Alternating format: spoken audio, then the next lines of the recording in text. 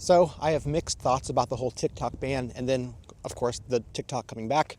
Ultimately, I'm glad that it's back because I am a content creator. Hey, I'm just an average guy trying to make $100,000 online only using things like Amazon and YouTube, and I'm posting about it every day until I do.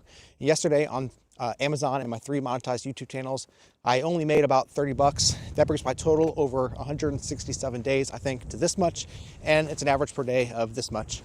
And ultimately, when it comes down to it, like I said, I am glad that TikTok is back in terms of I'm grateful for the platform where we can post videos and things like that. I am slightly free speech leaning in terms of like, hey, if people want to use apps, it's up to them. Now, all that being said, I think that probably government officials should not have it on their phones. Certainly, there's enough evidence in terms of data collection and these kinds of things that should give people pause. That being said, I don't think Facebook, Instagram, even possibly YouTube should be on government officials' phones either, because all of these companies collect information about their users.